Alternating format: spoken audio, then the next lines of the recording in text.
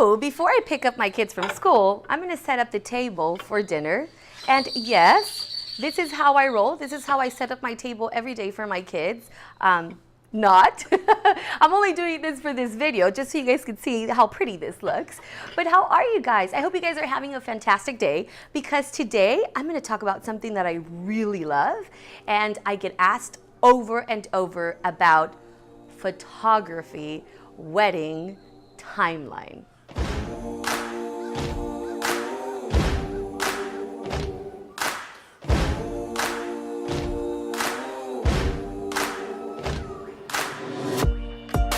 Is almost ready. So two big things here. Number one, the first thing that you have to have in mind always is communication. Communication is the key to a successful wedding.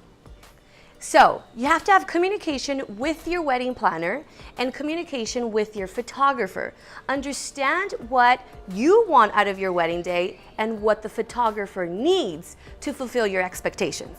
Okay, that is number one. It's really important that you communicate a lot with both of them, also to kind of distribute time wisely, to squeeze out all of the most important daylight out of your wedding day. Because remember, it is a destination wedding. You want to have that beautiful backdrops with the sand, with the beach, with the tropical scenery. So you have to make sure that, again, photography, wedding planning, and you are all linked together on the same boat, because that is going to give you the best results. And now, if you ask me, what is the number one thing, like that most important thing out of a photography timeline, to me, is sunset hour.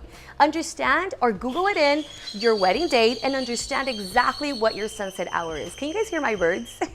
I live here in the jungle, so you're gonna hear birds all the time. I've added a link to the description so you know exactly what webpage I use to identify golden hour. I tend to always work backwards. Once I have your sunset hour identified, then I have a better vision of the amount of hours or the exact timeline I need to prepare, so all of the things are well covered, okay? I usually recommend ceremony to happen about an hour and a half or 2 hours before the sun goes down.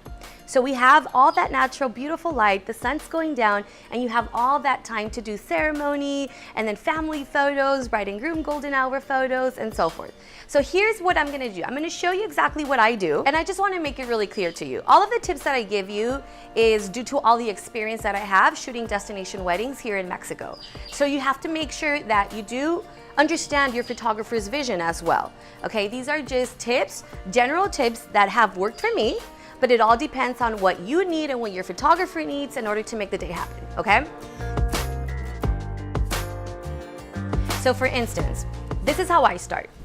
I want to make sure that the first 1.5 hours of your wedding day, as soon as I go in for wedding photography coverage, is your getting ready. For getting ready, I usually give about an hour and a half, because to me, it's one of my favorite time frames that I truly enjoy. So I think a lot of people ask me, what time should the bride be ready? What time should my mom be ready? I only shoot the last touches of your getting ready. When the makeup artist is already doing the final touches, when they're putting on the lipstick, because I also want you to look good at all times. And I also take advantage of that time frame to do your bride solo shots. I usually recommend for the bridesmaids, listen to this and take notes, for the bridesmaids to be 100% ready, hair and makeup done upon my arrival as a photographer. I want them to also shine. I want them to also look good, because they're part of your wedding day. So if the bridesmaids and your girlfriends or your mom, they're ready beforehand too early, nothing happens. They're just early. And that's awesome, because we get to shoot them without being restricted of them not wanting to be photographed because they're not looking good. So during the getting ready, once we've shot your last touches for makeup, and once we shot, some fun shots with you with your little robe or your little PJ with your girlfriends, and we pop that champagne bottle, and we've done all that fun stuff, then we start doing the getting ready of the dress, putting on the dress. That is huge, and I really love it, because it's a very intimate moment. Usually it happens with the mom and the bride, and it's that moment full of emotions of everybody about to see you all glammed up.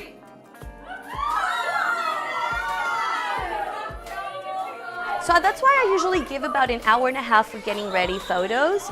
Also, take in mind that, again, this is my perspective, this is me. I usually take about 20 minutes to shoot a lot of your details, whether it's your wedding invitation, all of your accessories, your dress, your shoes, your earrings, bracelet, maybe a heirloom that grandma inherited for your wedding day. So all of these things are also important, and this takes place during the getting ready.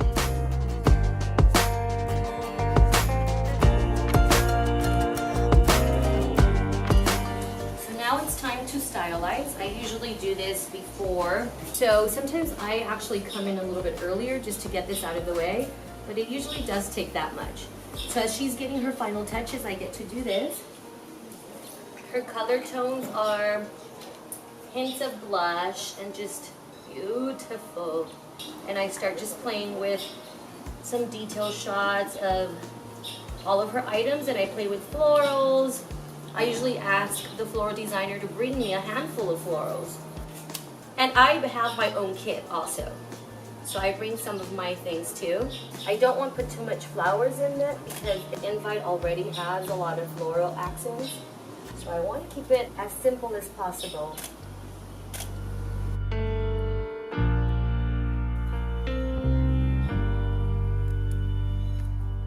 In my case, I shoot simultaneously, okay? When I do your getting ready photos, my second photographer is shooting the groom getting ready. Let's not forget about him, because we also want to have some shots of him getting ready with his buddies, putting on his tux or his suit, their shoes. If they had a special cologne, those are really good shots too. So if you have two photographers, you shoot simultaneously, okay? Maybe it's a team of one photographer. Make sure you give them enough time to jump from one room to the next to get the two shots, okay? Right after you're getting ready, then we continue on with your first look session. This is only when you do have one, okay? So right after you're getting ready, you jump into a first look session, and this is only for bride and groom. And I promise I'll be extremely detailed on our future video on why and why not you should have a first look session, okay? And I promise I'll give you more information on that.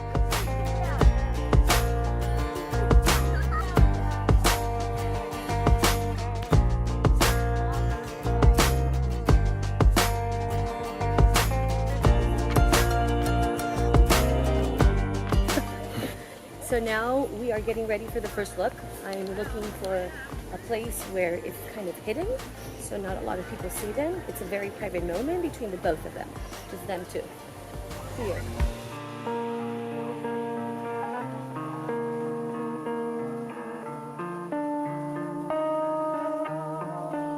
For first look session, I usually recommend scheduling in your timeline about an hour and a half. Whoa, that sounds a lot. Moni, that is too much time. I cannot believe it. Okay, let's be real. 1 hour and a half doesn't always happen, okay? You need air time. I always tell my brides, air time. Not everything happens exactly on point as you would imagine or as you would wish. Yes, time does hit. We have a structured timeline. Yes, but you have to give yourself about a 5 to 10 minute if the makeup artist runs a little late, if something, any type of little hiccups that may run through the whole day, you have your air time to back you up the entire day. When I say 1.5 hours for first look session, I'll be honest, I usually get 45 minutes. It always happens, all the time. If you ask me, I'll give you my personal thoughts. I always say yes to first look sessions, but it's your wedding day, you decide. And again, we'll talk about this on our next video. Right after your first look session, I usually make sure that I add on your timeline a freshen up time. You are getting married at a destination area. It is hot. There is humidity. So for freshen up, I usually give about 30 minutes before the ceremony begins. Maybe you need a little retouch with your makeup or your hair, or this is a perfect time to go to the bathroom. This is a perfect time to add on a little bit more perfume. This is a time to freshen up and just take a deep breath and get ready for ceremony. It depends a lot on what type of ceremony you're having to identify exactly how much time you really need. I would say that 80% of my destination weddings are usually symbolic, and those are probably about 20 minutes. So we give 30-minute time frame for a ceremony, okay? Again, talk with your wedding planner and make sure that you guys are all on the same boat here. A lot of all-inclusive venues do have ceremony timeframes that are already fixed. And honestly, if I were you, if you are getting married at an all-inclusive venue, book quickly and choose the latest spot. Just because you're getting closer to sunset hour and the lighting is perfect and your guests will really thank you because you're not having them like under a harsh sun. If you're having a private villa ceremony or a non-inclusive wedding venue, then most of the times you get to choose exactly where your time ceremony will be, you and your wedding planner. But if you are having a late ceremony closer to sunset, it's really crucial that you do have a first look session. And why should this happen? Why, if you're planning a late ceremony, you have to have a first look session? Well, because right after the ceremony, you only have just a very limited time before the sun goes down. So the thing that I always recommend is please do not time crunch. After ceremony, family photos, bridal party photos, bride and groom photos in a little 30-minute gap frame because that's not enough time. You want to make sure again that if you're having a late ceremony, you have the least amount of photos to be taken, okay, before the sun goes down.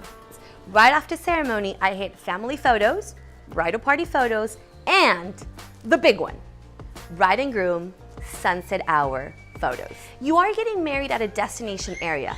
Again, you want to squeeze out all of the best lighting of your wedding day. For family photos, I recommend about 20 minutes. Again, it just depends of how big of a family you have. And that is, once I get a request, I have a questionnaire, I send them out so I can determine the amount of hours you'll be needing through the entire day. Then I usually do a personalized rough draft timeline of your wedding day. So you kind of have a better idea of how we're gonna run through.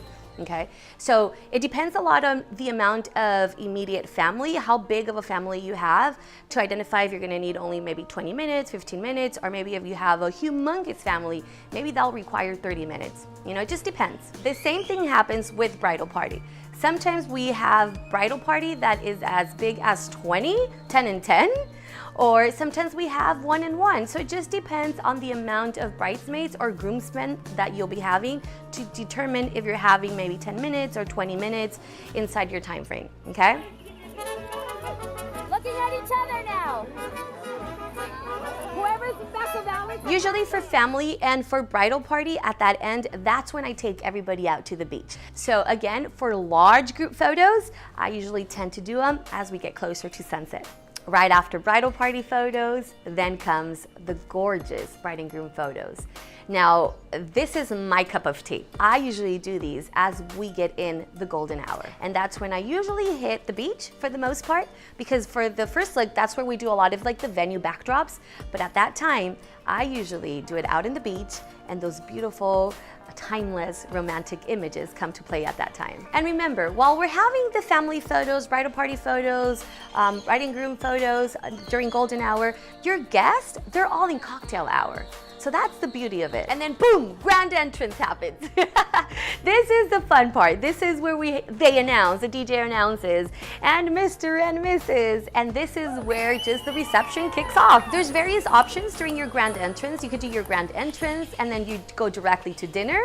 Or you can do your grand entrance and start off with the bride and father dance, or the groom and mother dance. It's all up to you. That's when you have that communication with your wedding planner, so you guys can kind of decide what you want first. So right after the grand entrance, right after the dinner, right after speeches and the father-daughter dance and the groom and bride dance, that's when you start partying. That's when your party begins. And for party photos, I usually recommend about an hour and a half, maximum 2 hours, but that's just me.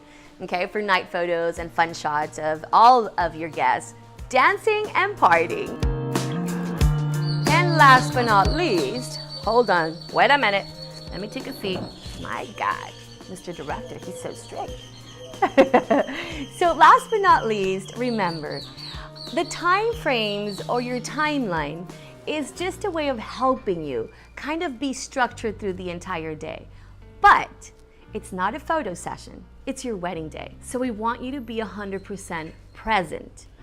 I want you to be enjoying every minute. It seems kind of overwhelming at first, But it's not. It's not about the photographer taking time away from you. No, no, no, no. It's the other way around. It's all about the photographer to be there for you, to capture the essence of your wedding day. The one thing that you're gonna take home with you, and the one thing that's gonna give you a visual memory of your whole wedding day are your wedding photos. Ah! Where's my dinner? So invest time on choosing your perfect wedding photographer.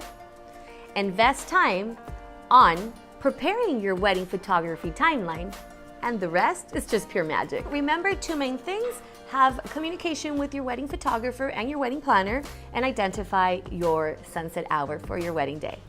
A quick recap: getting ready photos for succession, ceremony, family photos, bridal party photos, bride and groom sunset hour photos, and party reception time. These birds were insane all day today, right? Again, thank you so much for being part of Sail the Veil. I really hope you found this video helpful as you're planning your wedding photography timeline. Thank you so much. And I promise to be giving you more of these type of videos. Remember to ask away. Any questions that you may have, write them down here under comments. Remember to subscribe to our YouTube channel, like this video, and I'll see you on our next video of Sail the Veil. Oh, wait. Remember, guys, follow us if you're not already. Follow us on our Instagram, Sail the Veil and Moni Audrey Photo. Thank you. Have a wonderful wedding planning.